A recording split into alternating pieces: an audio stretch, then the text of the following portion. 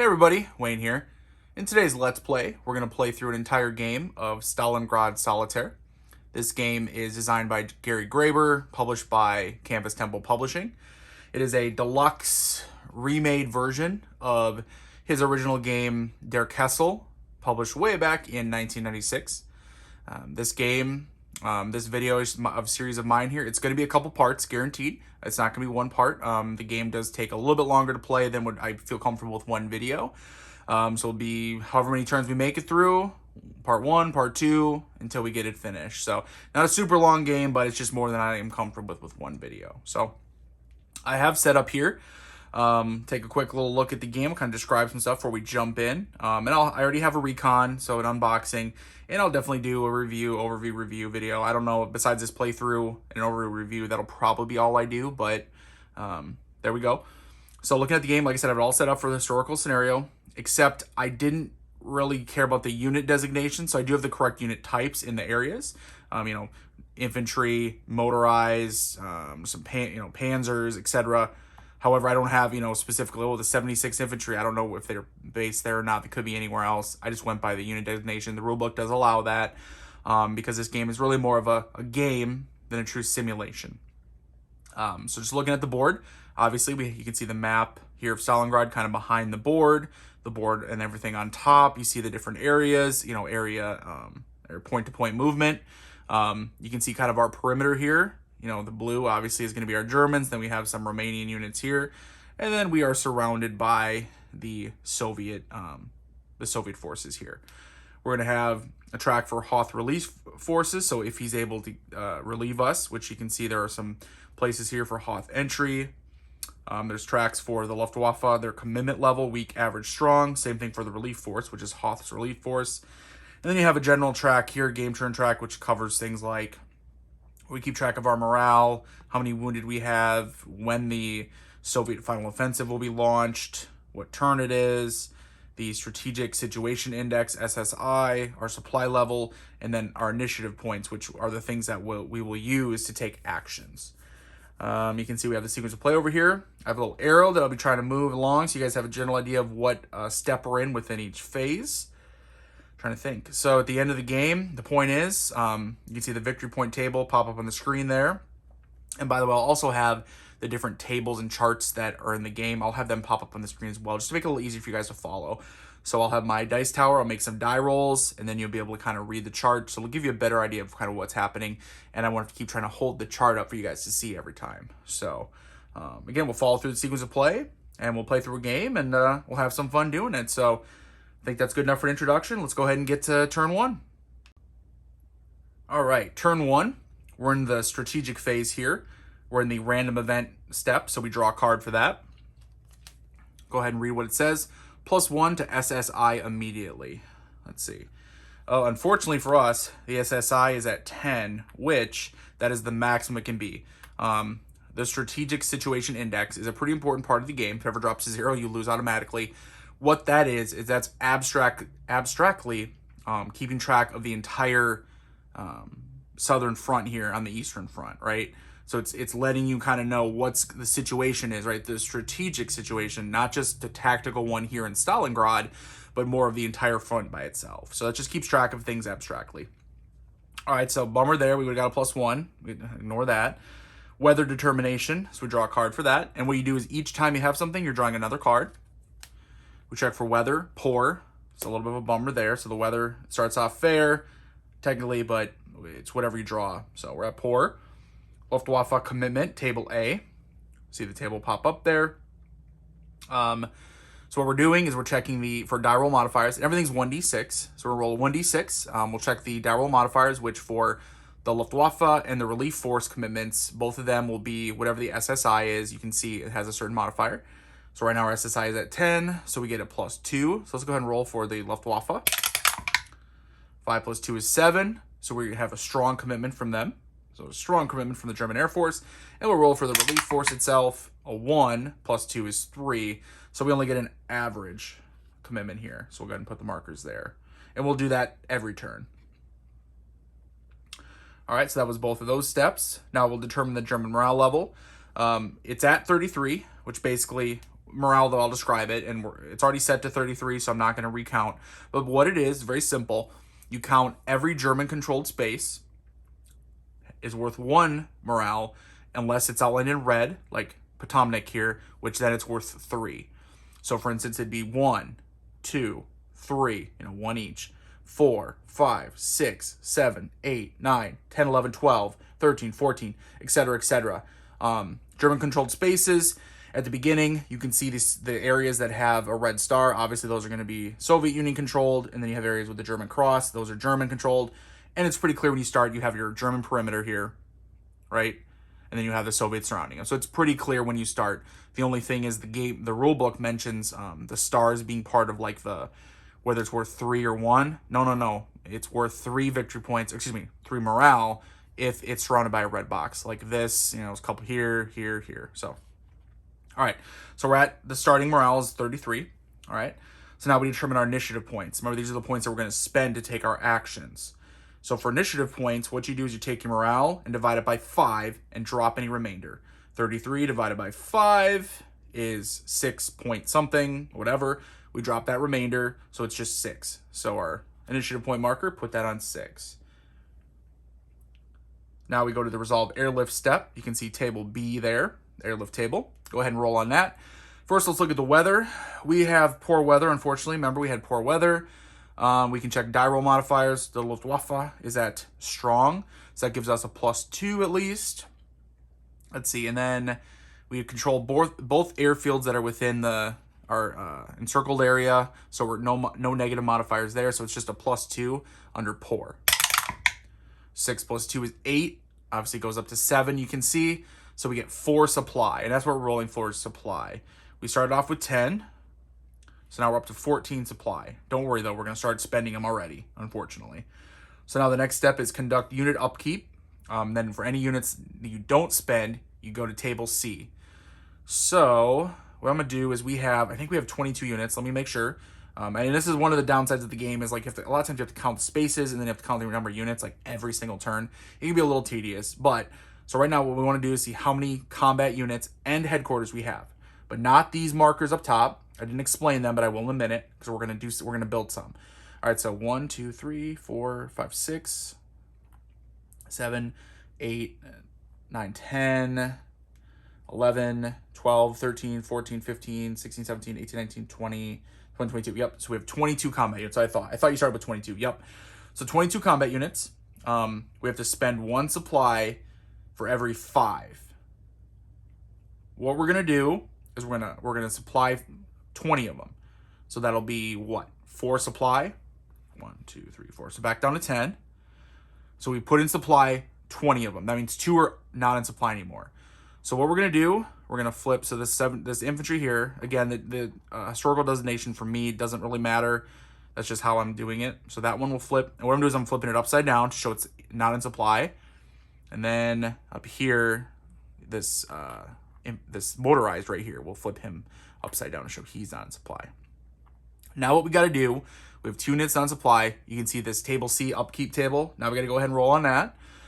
There are no modifiers right now because if you look for die roll modifiers, if you have a minimum of 4 unsupplied units, so 4 or more, you're going to start getting pluses to the die roll, and plus is not good. We want low. So we want to roll low. So 1d6, let's roll. Roll to 4, which is 0. 4 or less is 0. Whew. So that means we suffer no losses to any of those units that were unsupplied. If we had rolled say a 5, you could see it's a loss of 1. One of those units would have had to either been reduced in the case of this, which is full strength, or eliminated, which that was already reduced. And like most games, the top side, the full color side is full strength, and have a reduced side on the back. Now I'm going to put them back upright just because otherwise being non-supplied has no effect on the game other than the upkeep part there. So we're good there. All right, let's go to the German phase. Perform actions, including appeals. You can see on table D, we have 3 types of appeals we can make if we want. We can have a conference, which basically that means we're asking for an additional commitment from either the Luftwaffe or the relief force. We can ask for freedom of action, or we can ask for an airlift. Let's go ahead and ask for freedom of action. So we'll spend 1 of our IPs, and that's all these actions, including the appeals, cost IPs. So we'll spend 1 IP and ask for a freedom of action. go ahead and roll. There shouldn't be any modifiers because it's the very first turn. We got a 4, which is not granted, but thankfully we didn't get any lower. If you get lower, you can see the hashtag there, or pound symbol, or whatever. Whatever you want, depending on your age, I guess. That would mean that we would get this. There's a marker you get. I'm not going to dig it out right now. There's a marker you'd get, and then if you rolled that again with the hashtag symbol, the marker would basically go into effect, and it means you'd get no more chances to even do a freedom of action appeal. But we didn't get that. We didn't get it granted, but we also didn't have the negative happen. So just sort of a wasted IP, unfortunately. We can only do 1 appeal a turn, so that's it for the appeals table there. No more available. But we do have additional actions. We can do additional things like we can move our units. We could conduct attacks, although if you're attacking when you don't have the freedom of action granted yet, that can hurt you. I mean, that's going to make it more difficult. Evacuate wounded. You can build prepared defenses, etc. There's a few other, I'm not going to run through all of them, but the point is, I kind of know what we're going to do. And first off, we're going to spend 1 IP to evacuate some wounded. As long as your Luftwaffe commitment isn't weak, so if it's average or strong, which ours is strong, you can spend 1 IP to evacuate 3 wounded. And you can actually spend as many as you want at this. We're at 3 wounded. I'm going to evacuate them down to 0.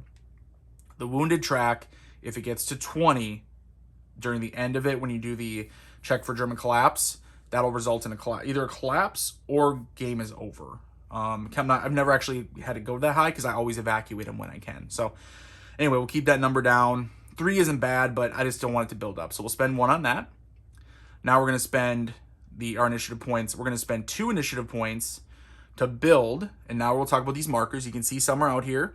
There's this side and this side. When you build them, they're on this side. This means unactivated. When you spend 2 more, or if it's already unactivated, you can spend 2 more to build it. This then becomes a prepared defense marker. And that's what it is, a PDM, prepared defense marker. So we have, I spent 2, right? We're going to put a PDM. It's unactivated. We're going to put it here on the Romanian unit because they're already reduced, and I just don't have a good feeling about them. So let's go ahead and put that there. Next turn, we could go ahead and spend 2. I'm not sure if we could spend 2 additional right now, but we're not going to. We're going to wait. And then let's go ahead and spend 2 more IPs. So go ahead and take this one and build it up. So from unactivated to fully activated PDM. Let's do that. Next turn, I think we're going to want to move, maybe, see this infantry chilling here? We're going to want to go ahead and move him probably over here. Maybe here. I don't know, because we're definitely going to do next turn, or as soon as we get freedom of action, we're going to try to attack right here, because I want to take that spot, because if you see it's all in red, Stalingrad Central, obviously a key part right of Stalingrad they were fighting over. We're 3 morale, so we want to try to get that if we can. So, and right now it's only guarded by just the 1 infantry, and that's really all the spots. It's pretty generic, but basically each spot that the Soviet Union has, they're only going to have 1 infantry there. So, all right, that's it. So we spent all of our IPs. We're down to 0, so we're done for our German actions. That's all we can do. Resolve German attacks, and we didn't conduct any attacks, so we don't have freedom of action. I didn't really feel like it was important to do right now. Now we'll go to the Resolve Hoth Relief Force attack, Table F. Let's see, Table F, yep, just popping up there. We'll go ahead and we'll look at our commitment, which the Hoth Relief Force right now is on average. No modifiers. You go ahead and just roll a 1d6 and check on the average row. A 4 under average is any with an asterisk. Asterisk, if any retreat result occurred on the German attack table this phase, treat as advance. Okay, so we didn't do any attacks, so we had no worries there. So unfortunately, it's treated as no effect. Obviously, you want advance, so Hoth will continue onward to here, and then he'll go ahead and pop up on the map and try to move towards you, try to connect with you. If there's ever a link up between your forces and the relief force, the game ends, and you check the victory points. So, all right, so that's that. On to the Soviet phase. Status of Final Offensive. Final Offensive starts on 1. So we'll go ahead and draw a card. Check Offensive, 0. So no modifier to that, so that's good for us. Once Final Offensive, it'll keep getting, mostly it'll get pluses. Once it gets to 8, and then you have things you can do to try to reduce it. But once it gets to 8, it's locked in. It can't move anymore. And at that point, the Germans will attack every position you have every turn. And it'll attack them twice. It's crazy. Once that happens, I mean, the pressure is on. So for those first few turns you're playing where there's no Final Offensive yet, you got to take advantage of them. Speaking of which, on to the next step, which is determine Soviet target areas. So, because we're not in a final offensive, they're not going to attack every area. Well, which areas are they going to attack? Simple. Draw a card, and it'll tell you. Attacks, none. None? That's awesome. Awesome for me. So I'm not going to, I know we're going to have more turns. If this was the only turn I was going to film, I would show you guys some attacks just so you could see how it works. But, so right now under attacks, it says none. So we're just going to go ahead and that's what we're going to counter blessings and move on. But usually it'll be something like either none, which is rare, or it'll say odd, even, any three, which means you as the player get to pick which 3 spots get attacked, or sometimes it'll say all of them. So we lucked out, we got none. Resolve Soviet attacks, no worries this turn. Evaluation phase, modify strategic situation index, table H, table's popping up there for you guys. So we check our modifiers. Luftwaffe is strong, so we get a -1. Relief is average, so no modifiers there. No other modifiers, nothing else applies. So we just have that one -1. So we go ahead and roll. A 3 -1 is a 2, which is a -1 to SSI. So the SSI was at 10. It'll go down to 9. So we'd mentioned before, kind of, and you may be thinking, like, wait a second, we had, Luftwaffe is strong. How does it apply? And I did see someone else comment online on the Board Game Geek where they were page for this game where they were like, well, what is it? Doesn't make sense that, like, why is this being reduced if I'm stronger?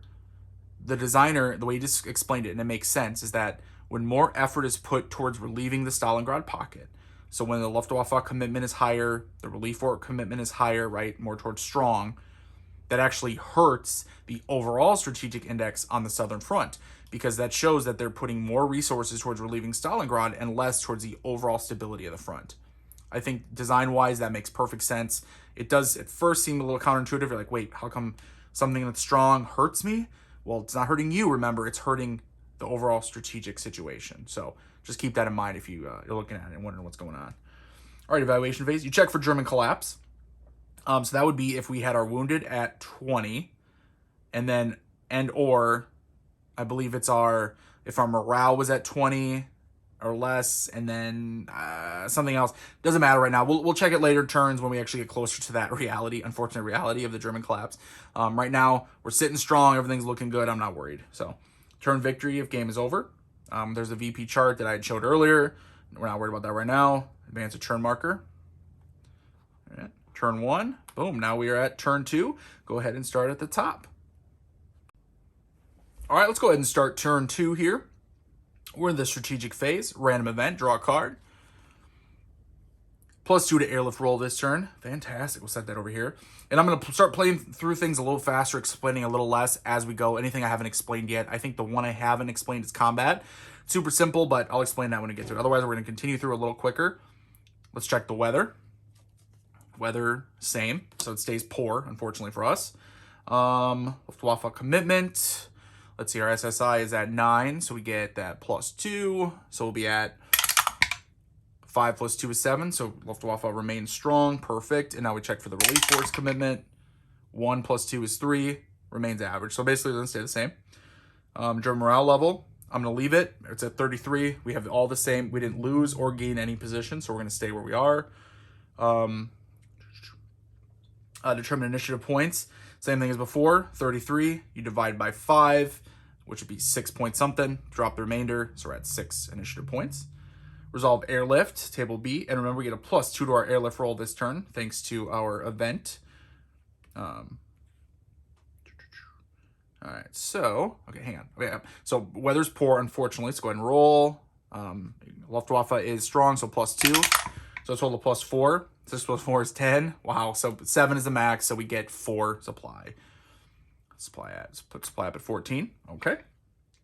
Conduct unit upkeep. So we'll discard that card. Conduct the unit upkeep here. We have 22 units. Remember, same thing as before. Let's go ahead and the reason I'm doing these guys is what I'm saying is I'm going to keep 20 in supply, which costs 4 supply. So we'll drop that down to 10. I'm leaving 2 unsupplied. Him and him. The reason I'm doing these 2 is because we already have additional units, right? Like they're extra units in those spaces, because if we have a space that's open and the Soviets attack it, they automatically get to move into it, which we do not want to happen. So we'll do those 2. So let's go ahead and roll on the upkeep table. It's just 2, so no modifiers to the roll. A 3, which is 0 losses, so perfect, so no worries. We're lucking out. Trust me, as soon as you have more and they're unsupplied, that's when you start possibly suffering losses. But my games, I try to keep them supplied. That's just how I do it anyway. All right, on to the German phase. Perform actions, including appeals. Let's try for that freedom of action. So we're going to spend 1 IP, freedom of action. A 5, not granted with an asterisk. What does that do? Receive the FOA appeal +1 marker. Okay, cool. Where's that at? FOA appeal. How do you guys get to FOA appeal? So FOA appeal +1. So we're going to set that here, just a reminder. So now next turn, if we do another freedom of action, we'll get a +1 to our die roll. Hey, I'll take it. All right. See, until I get freedom of action, I don't want to attack, because if you attack when you don't have freedom of action, it's just harder. Like, because what is it? You get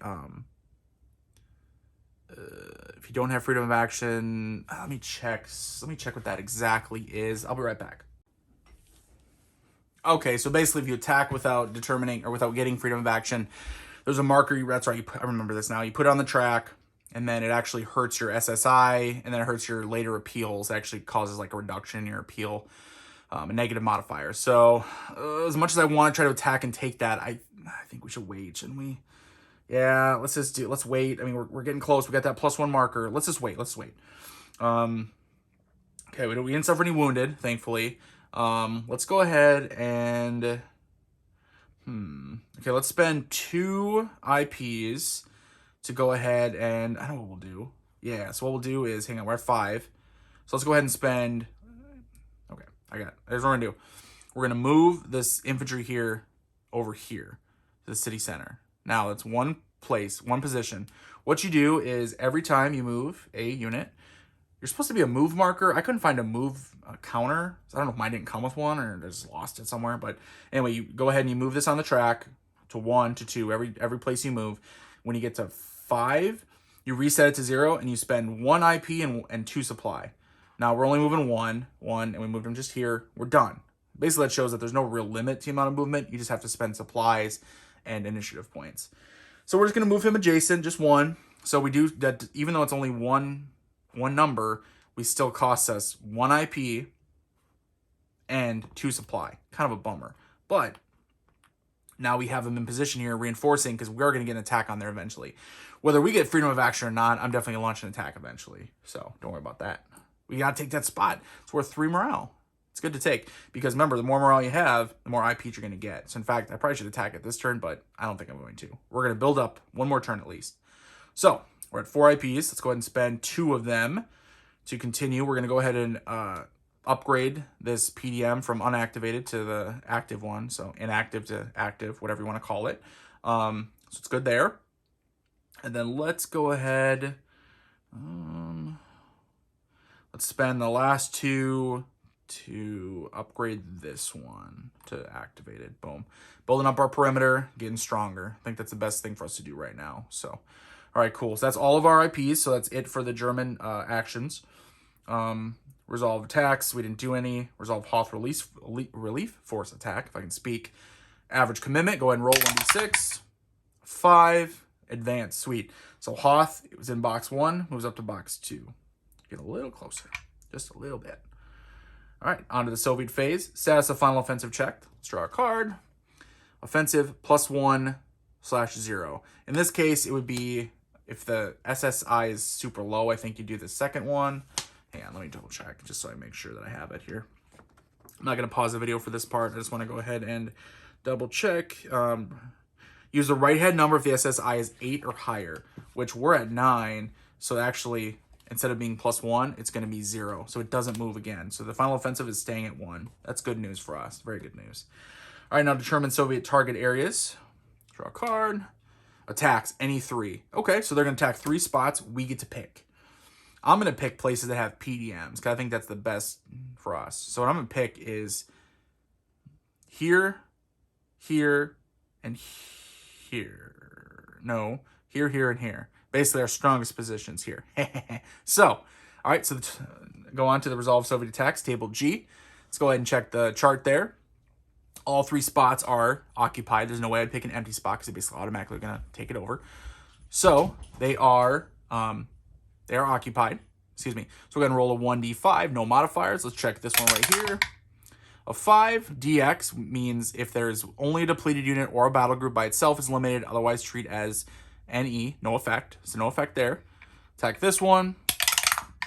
A 1, that's no effect. And then we're attacking, what did I say the other one was? This one right here. Yeah. Boom, DX, no effect. So very strong right now. We're not, well, I don't say strong, but we're at least able to resist these initial kind of attacks, right? Don't worry, it's going to pick up later, especially once they get into final offensive stage, because every position will be taking 2 attacks every turn. All right, so we resolved the Soviet attacks. Let's go to the evaluation phase. Modify strategic situation index, table H. So we have, what are our, let's see, equipments.